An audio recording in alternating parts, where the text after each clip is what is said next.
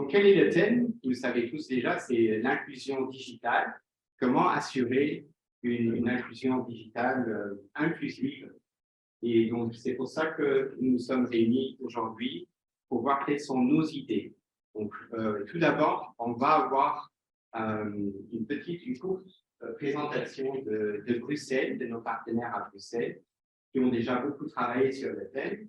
Et en 10 minutes, je pense, vont nous présenter leurs conclusions pour le moment. Et après, nous, on aura le choix, on pourra se pencher plus sur la démocratie, sur l'économie, sur l'éducation, ou encore également les droits et les garanties. Donc, c'est à vous de voir aussi quels sont les thèmes qui vous tiennent tout particulièrement à cœur.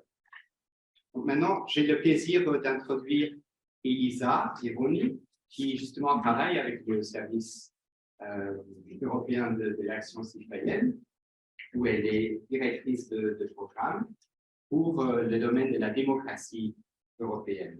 Donc, elle se penche beaucoup sur les thèmes de la démocratie digitale, aussi sur comment comprendre le populisme, par exemple, et surtout l'engagement citoyen en général. Oh, bonjour à tout le monde. En fait, je peux parler un peu en français. Et bienvenue à cet événement et merci Philippe pour l'introduction. En fait, je vais faire ma présentation aujourd'hui en anglais, mais vous inquiétez pas si vous comprenez pas tous les concepts. C'est très technique parfois, mais en fait, l'événement n'est pas du tout technique. C'est vraiment pour comprendre votre sentiment, avoir vos idées aussi sur la transformation digitale en Europe. Donc aujourd'hui, je vais vous montrer une présentation juste pour comprendre un peu ce qui se passe en Europe, quelles sont les policies sur les politiques qui sont sur la transformation digitale. Et en fait, tout ce que nous voulons aujourd'hui dans cet événement, c'est comprendre vos idées, c'est comprendre ce que vous passez tous les jours avec les moyens digitaux. Donc, je vais faire juste une présentation pour vous faire voir les discussions qu'on a au niveau européen sur ces sujets. Voilà, j'espère que tout le monde peut voir la présentation. Et je vais commencer maintenant en anglais. Et comme j'ai dit, vous inquiétez pas si vous comprenez pas tous les concepts parce qu'il y a aussi les modérateurs, il y a Philippe qui vont expliquer plus en détail toutes les différentes définitions. So I would just like to explain that ECAS is an NGO based here in Brussels. And what we have been doing in the past years is empower citizens in Europe to exercise their rights in the European Union. And what we've been seeing and working on a lot is how citizens are included in digital transformation processes in Europe. As we see, we use technology in our daily lives a lot, and sometimes it has been a challenge to include everyone in the digital transformation process.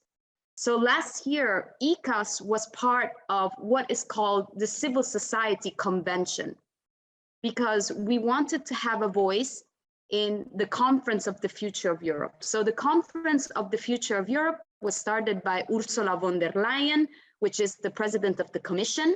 And basically in the Conference of the Future of Europe, this was an occasion to reach out to citizens, to give some ideas and policies. Now, the Civil Society Convention was created because there was no space for NGOs such as ECAS to actually play a contribution in the Conference of the Future of Europe. So we created this convention so that NGOs, so non-profit organizations, could actually have a say in the policy results of the Conference of the Future of Europe. So I was in charge, I was leading actually a group that was working on digital transformation policies. So through different organizations all over Europe, we have received their contributions on mainly 5 different topics that are, let's say, the cornerstones of digital transformation. The first one is digital democracy.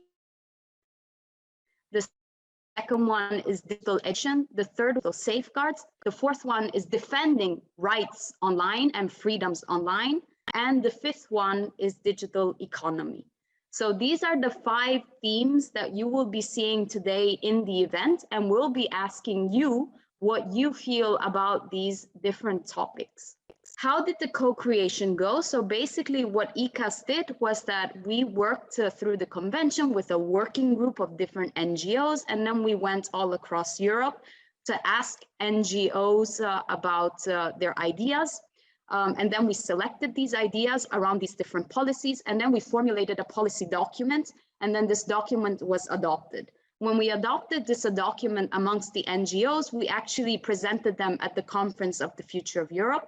So I was in the working groups in Strasbourg in order to work with citizens and together with politicians to come up with the official document on digital transformation for the Conference of the Future of Europe.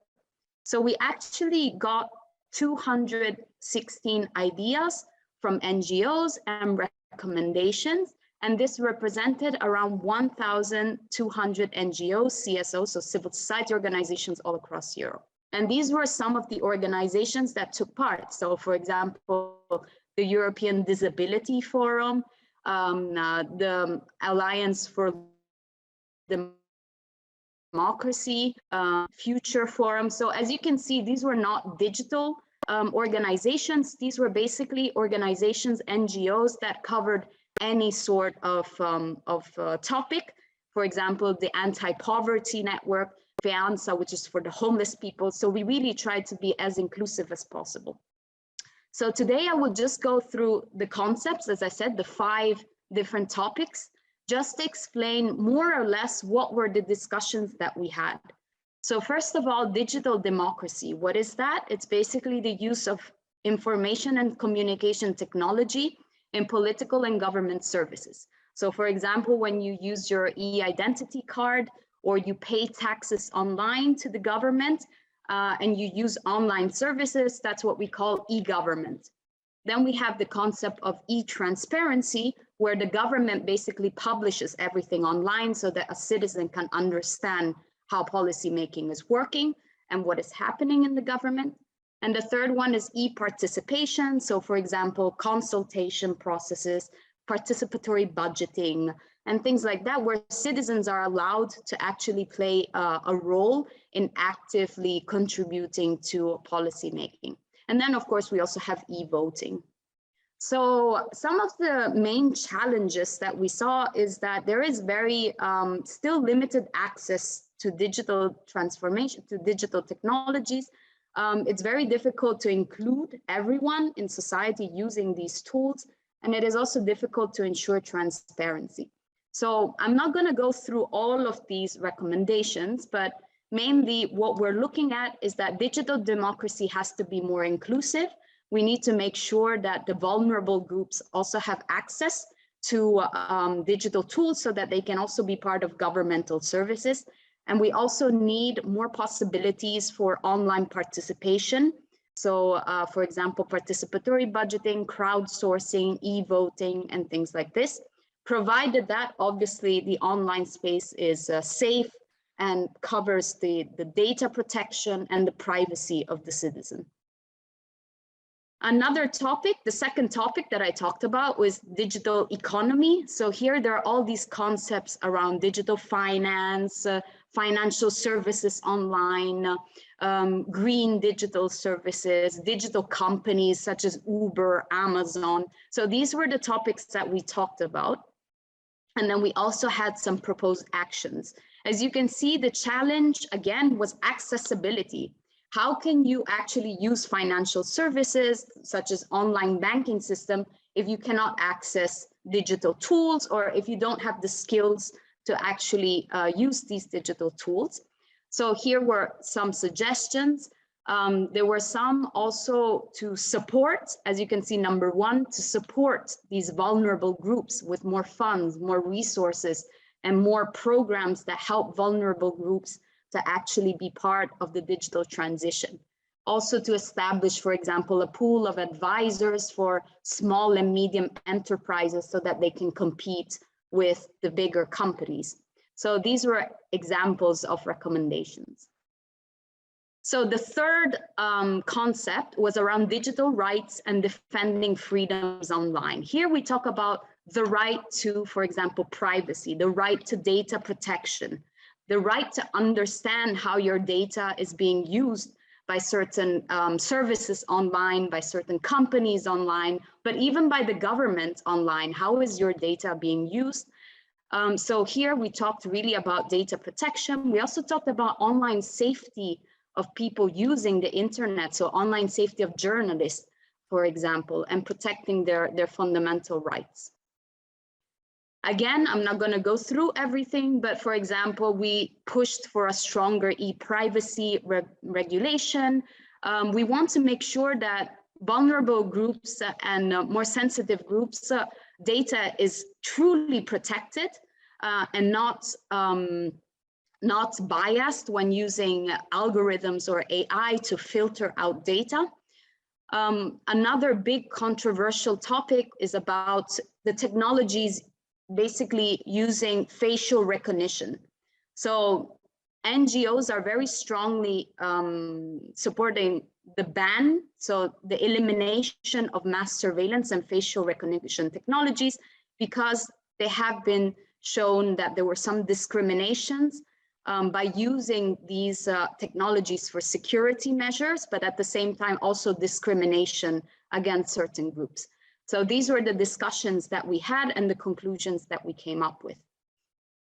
The fourth one is around digital safeguards. So here we talked about artificial intelligence, algorithms, cybersecurity, online disinformation, the integrity of elections, online hate speech, illegal content online. So with safeguards, we mean what does the EU need to put in place as laws to protect people from online hate speech, illegal content, and also how do we regulate artificial intelligence?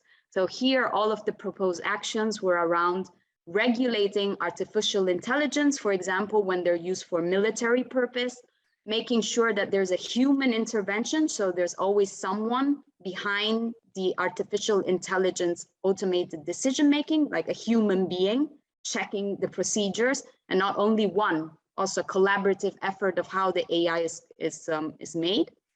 And then we had other more specific recommendations around hate speech and online disinformation. How do you have a moderation regime for online disinformation? And the last one, obviously, one of the most important things is about enhancing skills and education. So digital education is about competences, skills, digital learning, media literacy. And of course, here it goes without saying that we need more training programs, both in formal education, but also non-formal education. So that means that beyond school, there should be the possibility for whoever wants to enhance their digital skills to find courses free of charge, places, spaces where there are trainers to help people in the digital transition by enhancing their skills. So, for example, more funding for NGOs that can support in this and help citizens to gain that knowledge, but also the importance of having teachers in the discussions with policymakers on how to improve education. So training teachers, training public administrations to also help citizens in this digital transformation. So yes, that was all. And I hope that I gave just an overview of all of the different concepts that you'll be talking about today. You think, where are the vulnerable groups and how can we support everyone to be inclusive enough to be in the digital transformation process, because we don't want anyone to be left behind. And since nowadays there are so many services that need online skills, how can we make sure that, you know, everyone is included in the process of being in this digital transformation? So thanks a lot, and I'll pass it back to you, Philippe. À voir si déjà, d'une part, par exemple, si les recommandations qu'ils ont élaborées aussi à travers la conférence sur le futur de l'Europe, Là, il y avait déjà plusieurs centaines de citoyennes et de citoyens qui étaient impliqués. Si, par exemple, pour l'instant, il y a des idées qui manquent, et aussi par rapport aux conclusions qu'ils ont déjà établies, si vraiment elles tiennent la route, on peut leur dire, oui, vous avez raison, mais pensez encore à ceci ou cela. Ou tout simplement, il s'agit aussi d'enrichir la base des données et les expériences qui sont recueillies. Donc, il faut avoir plus d'expériences encore recueillies pour bien, après, en fait, mettre en place les différentes. Est-ce que ce ne serait pas plus facile de partir des recommandations déjà existantes? Vous pouvez, donc on a des questions déjà pour vous, et elles sont là. Donc, il faut juste rejoindre l'un des modérateurs ou l'une des modératrices. Aussi, Serena, je pense que tu vas être ici, n'est-ce pas? Donc, Serena aussi, elle pourra vous guider à travers les questions pour justement faire le lien avec ce qui a été présenté. Merci pour cette question. Alors, il y a eu le processus de la conférence sur le futur de l'Europe. Ça, c'est des institutions européennes. Et en fait, des citoyens ont été sélectionnés par tous les États membres dans une façon random, donc qui suivit un peu qui était a representative sample. Donc, Philippe, maybe you can say this in French, a representative sample. OK.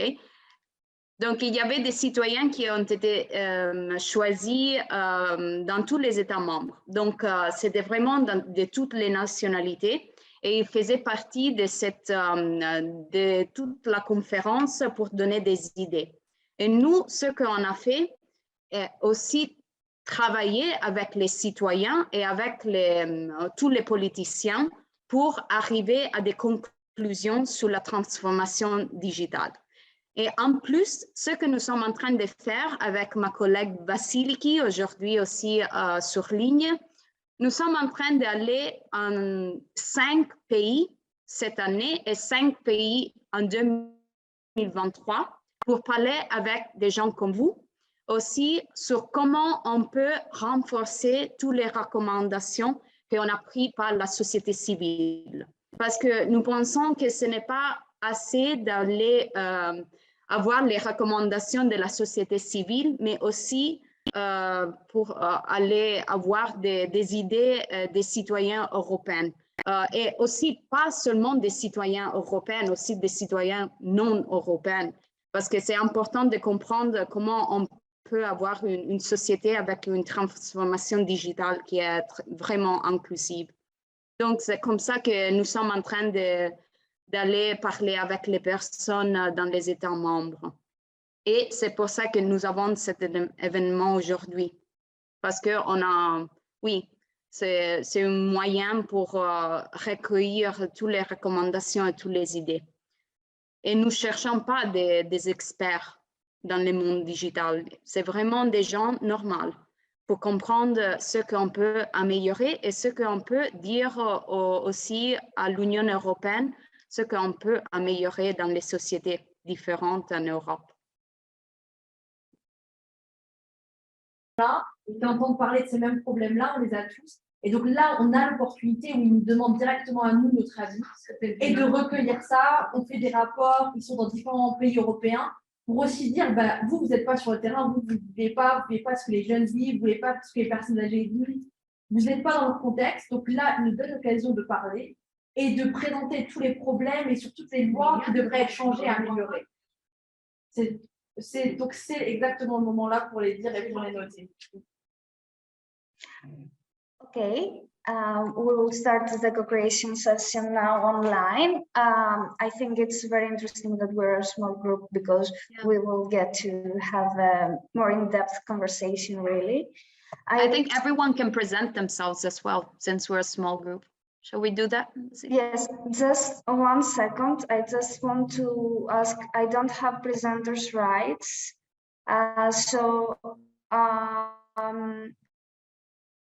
TK, maybe you want to present yourself briefly? Yeah. I was very happy about your presentation, Elisa. I was not aware, for example, of the ECAS project. And many of the things that I've been doing together with Philippe kind of like play along that line. Many of the things that Ashoka has been doing, and they have been presenting in Brussels last week, was also kind of like just exactly along the same lines. And I would be very happy to, as I said, act as a networking person. And yeah, so much to me. I hope I did. Great. Thank you, Diki. I think it's a very interesting profile, and it can help in the conversation because of the whole background in refugees, and you have a good background in tent making. So I'm really looking forward to get into further discussions with you. Before we move on, though, I would like to give the floor also to Vlad.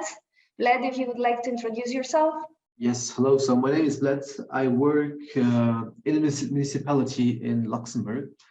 I'm the head of department for social inclusion and gender equality. So basically, I do projects in gender equality and social inclusion all over the year.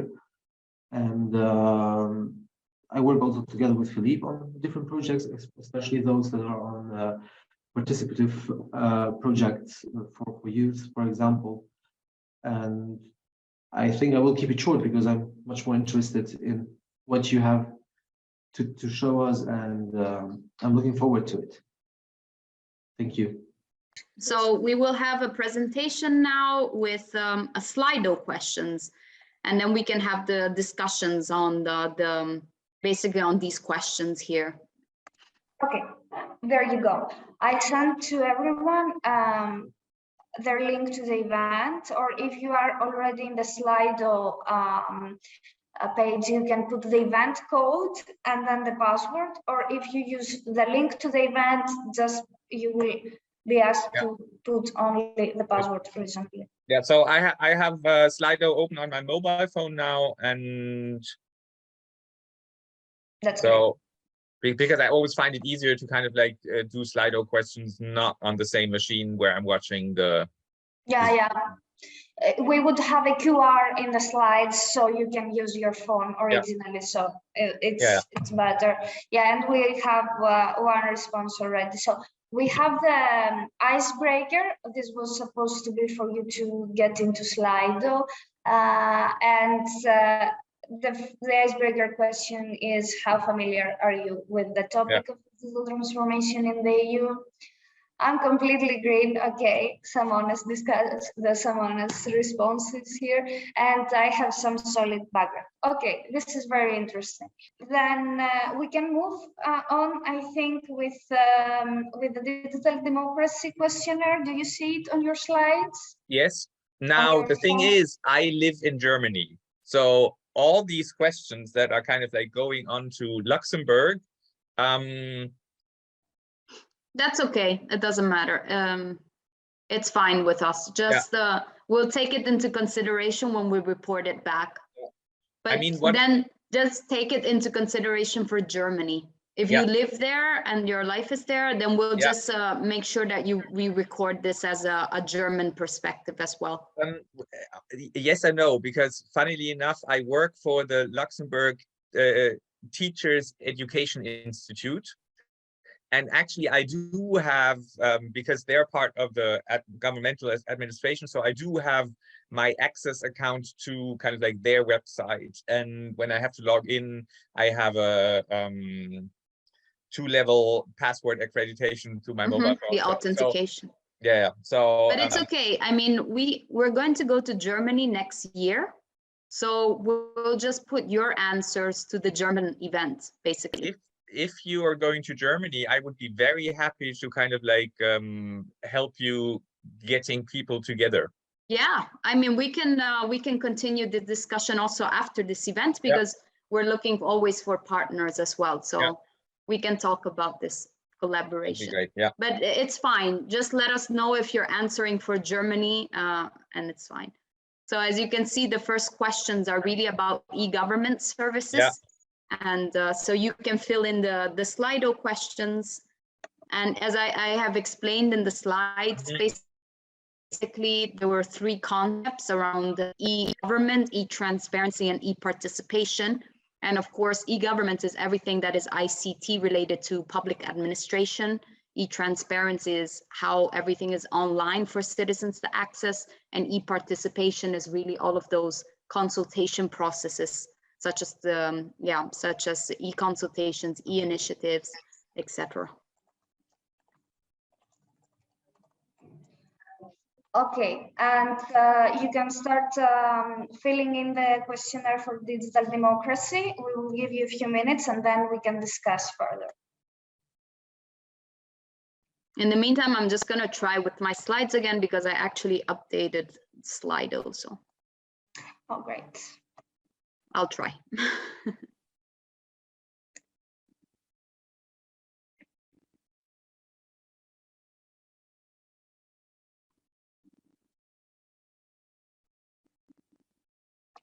Hello, Vlad. It's nice to see you. Hi, sorry, I was eating and on the phone because I'm still in office. So yeah, I think Nice you know to how it is. see. Working from office is always a bit. No worries. No worries, we understand. I mean, Yeah, so let me see if I can manage now. Let me know, Vasiliki.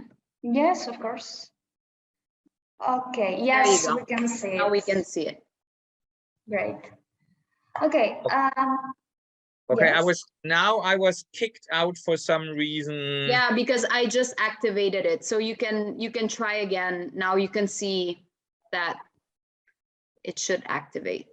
Now it will be fine, yes. So my answers that I had put in by now, they are dead. Yeah, they're all on there. They're all on there. Okay. Here you go.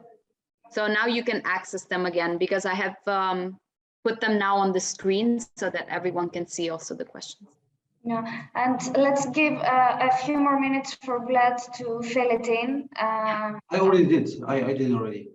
You did? We only have one contribution. That's Yeah, why. because I'm still on. That's me. Okay. Because okay, then take your time, TK. Like I have just typing error. So my phone kind of like in the questions where I should fill in my ideas. Basically, my phone at the moment refuses in the field to kind of like go into the autocorrect mode. So I'm typing. No problem. Just take your time. So. Well, it is a problem because. If you cannot type in, just submit the questions for the poll. You can just do that and leave the open-ended questions. You can also put it in the chat where we'll record. Yeah.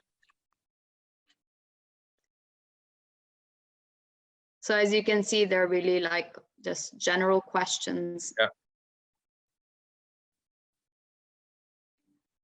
Okay, so I will read the. Should I read the responses or? Yeah.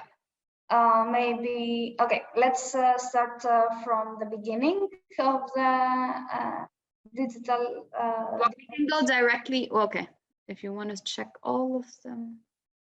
Yeah, okay, so you both use it either sometimes or mostly the e-government public services, and you prefer online public administration. This is actually very common in our events, and you find it easy to access mostly, sometimes not, which is understandable, to access online governmental information. And then information about EU institution is more difficult to access, I think, because we have someone, previously we had someone saying yes, but for EU institutions, it's sometimes for both of you. And then, okay, we have one person having used the participation tools and one haven't. So, okay, that's interesting. We have variety there. Okay, and both of you would be comfortable in voting online for the next European elections. This is a very interesting result because elections are coming up 2024, so it would be interesting to see if this could be structured in a way for the future or piloted.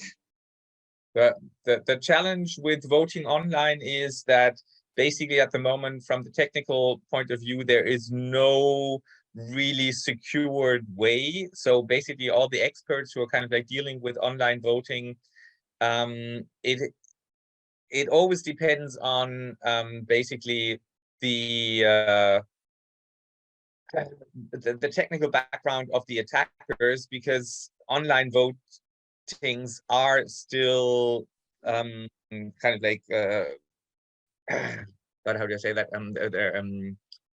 Basically they can still be attacked by an advanced counterintelligence. Yeah. And that's why in the recommendations with civil society, I mean, we were really focusing on, yes, e-voting at the elections, but we need to ensure security in place and just, you know, protection of data and things like that. So the answer from civil society was yes, but of course, we're not there yet. But I think that there are some MEPs writing certain citizenship reports in which e-voting could be tested out, like maybe not as an official channel, but I think that the European Parliament is open to actually implement it quite in the near future, at least to start piloting certain possibilities. So that's good. And especially I think for the expat community, this always is a minor hurdle, you know, instead of going back to your own country to vote, than to have the possibility to vote wherever you are. So really EU mobile citizens could benefit a lot from this. And yeah, but I just ran into on a very small level problem with voting here in Frankfurt. So we had the situation that the Lord Mayor of Frankfurt did not have the trust of the parliament anymore. mm-hmm. Now, in order to have him removed, it was not possible to do that on the level of parliament, but they had to ask all the citizens. So all the parties in the city parliament had to bring up the question. It had to be brought before the whole electorate. So we had one special election day where basically the only question is, do we mistrust the Lord Mayor? Mm-hmm. And in Frankfurt in Germany, we kind of like, we still do a paper vote, but we can request for the voting by letter before. Due to my travels, I was running really late. So suddenly I noticed like, oh, I still have only 3 days that I can actually do my voting. Yeah. Mm. So I registered online for the vote. I called them, and then I still had to pass by a kind of like pre-opened voting box, which they had placed in a very inaccessible part of the city administration. So really far away from public transport. So that was kind of like, I was really pissed with how it was organized, because basically with me being late with kind of like remembering I still have to do that, not having an easy way to access and to exercise my rights. And especially if I would have been a person in a wheelchair, getting to that place would have been really terrible. Mm-hmm. So it was kind of like, it was the worst possible organization. And taking a look at bad German democracy, I don't know whether you're all aware that the state of Berlin will have to rerun its elections for their parliament, which they have done in October, parallel to the German federal elections. And they had forgotten that they also have the Berlin Marathon on that weekend. And so ballots were wrongly distributed. And it was just kind of like 2 weeks ago, the court in Berlin said there were too many things going wrong in that election. And so the election has to be repeated now in February. So I'm, I have just gone to, in my very civilized and developed and rich country, I've been just going to two disastrous experiences. Yeah. I mean, online voting is not 100% the solution, but like in cases of accessibility, it can really help, you know, not only for disabled people, but also seniors that have very reduced mobility. If they have someone who can just help them access it online as well, like they can do it from their homes, and, you know, so it can definitely help. Yeah. And yeah, and then I think we have these two open questions, which is the first one is my question, which I couldn't retype. That should be it's okay. It's awareness. Lack of awareness. Yeah, absolutely. Yeah. And then accessibility, of course. Yeah. Yes, and then I think we have one more. Okay, what should be improved in terms of accessibility? And yeah, the matter of the language and how you the user friendliness, I would say. Yes, it's a thing that we will see in all I think focus areas of the transformation, and we see this repeated a lot as a recommendation, how you can frame it so that people can understand easily, you know, because on the digital era we're always getting information, so we need to grasp everything very fast. Yeah, so just so everyone knows, like I forgot to mention this, but all these recommendations that we're gathering with all the participants are going to be turned into a report for guidelines for inclusiveness. So we're actually doing this analysis, and we've already come up with a draft report from 5 events. We're going to do another 5 events next year as well. And then in 2024, for the elections, we also want this guideline. So we're going to send it to all of you so that you can see how we've actually taken into consideration the things that you've said for these guidelines. So yeah, we can move now, I guess, Vasiliki, to the next topic, since we have 5 of them. And this one maybe is a bit more technical usually, but I'm sure that you know most of the discussions that are happening around, you know, financial services online, cryptocurrencies, maybe also, you know, linking the digital with also green solutions, and then digital companies and businesses like Uber and Amazon. There are always certain controversies also around these companies. They're obviously very beneficial to our economy, but, you know, these were the conversations that we were having online. And then we go more into like the Internet of Things, cloud computing. So here in digital economy, we have just some questions around your perceptions as well of what's happening. So yeah, I think we can give them 2 minutes to fill in the questionnaire.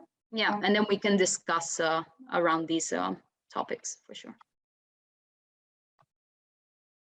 Okay, we have both responses, so let's begin. One of you deems the digital finance services accessible, one of you not. Okay, we have a battle here. Yeah, if Bled wants to say something as well, Yes, how is it in Luxembourg, I guess?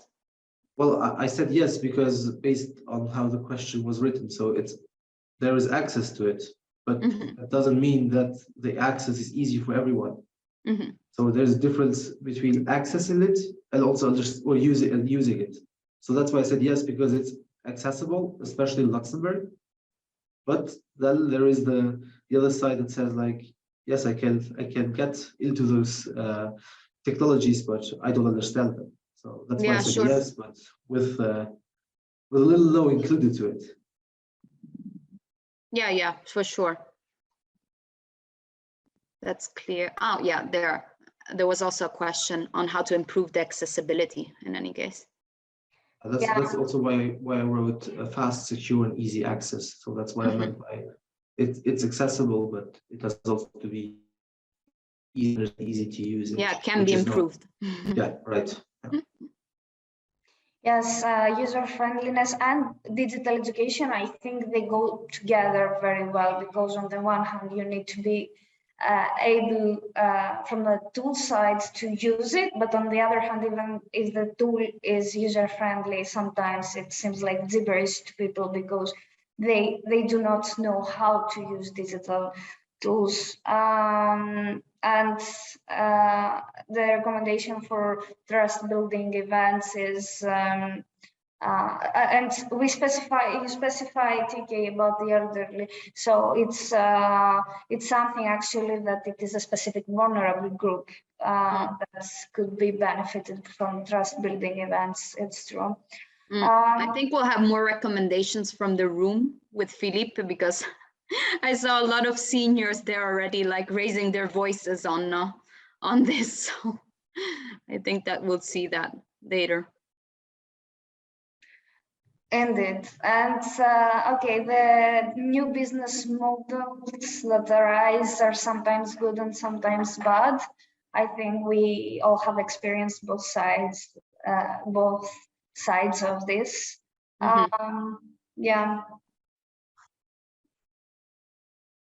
Yeah, holistic approach, and that's interesting because from the recommendations we're receiving throughout the countries, there are so many different aspects in these recommendations. So at the end, this holistic approach is what these all recommendations package. And that's our goal for us to give a holistic approach on inclusion for digital transformation. And yes, correct taxation for Amazon and such business models. I think this is a huge discussion that affects digital transformation, and not only that, it affects how. Yeah, this was also one of the recommendations that came from civil society on improving corporate tax rules across the EU as well, especially for big companies. So this is also actually mentioned. That's good. That's reinforced. Maybe just to add something, because I wrote the holistic approach down. So what I meant by it is, like, for example, when you talk about gender equality, you also have like gender mainstreaming, gender budgeting as a tool. And I think the same tool we should have for inclusion or inclusiveness. So that's what I meant by holistic approach, that we see all the sectors and we don't exclude one. So that's what I meant by holistic. Thanks. Yeah, completely agree. There is a lot of kind of like bottom-up movements from the kind of like digitally informed society within Germany. I'm sure you're in touch with the CCC. No, we're not. Okay, the CCC is the Chaos Computer Club. It's kind of the largest hacking for good organization in Berlin. They basically unite all the very government critical organizations, and they were, for example, responsible that the German Corona app had to be redone and had to respect data protection laws, and they came up with technical solutions. So they're a wonderful organization to get in touch with. Is anything that is being concerned digitally in Germany, basically those people who know, they will be very doubtful with any governmental suggestions unless the CCC kind of like has given their approval. Okay. And are they a non-profit, like an NGO kind of? Yes. Or that's good, because like it reinforces also what NGOs have been saying, that we can be the mediators, you know, between citizens and representatives. And sometimes like we just feel, at least here in Brussels, that NGOs are not strong enough. They don't have enough resources, etc. So that's why a lot of the recommendations from the convention came on, you know, NGOs need to be also, with more funding and things, because they have an important role in being, you know, kind of the mediators between citizens and political representatives. So, okay, all right. So we have just three more topics. Just for your information, I have to leave at 12:30. I have another appointment. Okay. In the real world. We'll go quickly through the questions, also because at 12:30, I think they wanted to end it. So we can go quickly through the other questions and have a bigger discussion maybe at the end. This one was on digital rights. So these were, you know, on online privacy, data protection and things like that. So we can, so the right, what are your digital rights? What are the digital rights that any citizen should have? So these are the questions, and yeah, we can just go quickly through them. One thing that was from the convention is that we think that, as in Finland, all EU citizens should have the right to free, affordable, high-speed internet. Especially in the European society where we expect people to go on services online. We need to ensure that everyone has accessible internet connection.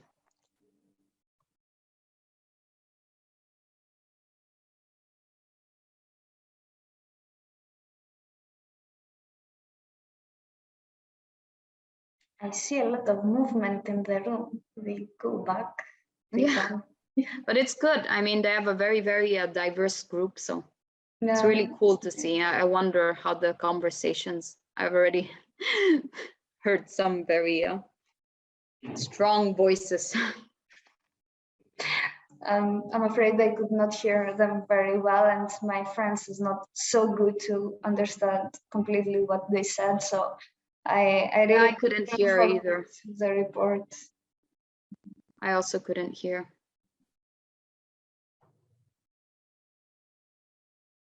Okay, we're waiting for one more contribution, and then we can quickly go through it. We'll just go quickly because we need to.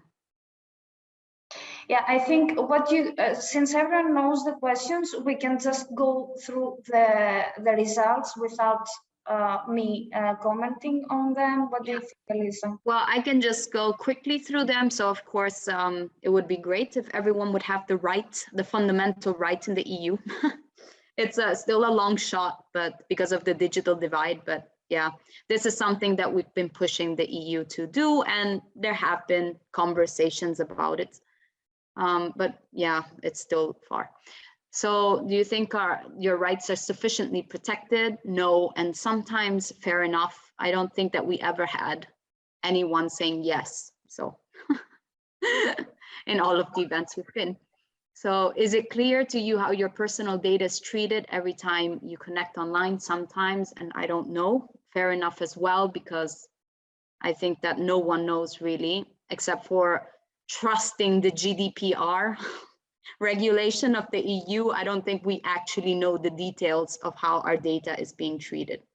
So, and what do you do if it's unclear? And then transparent process, like NGOs, yeah, that's perfect. So having NGOs, I actually do the same, I have to say, because I always know that there's going to be an NGO that's going to raise issues that they detect something. So there are some NGOs like Access Now, here in Brussels, and they work a lot on checking all the data terms of any website. So, and how should we ensure all citizens know their rights? Educational gatherings, of course.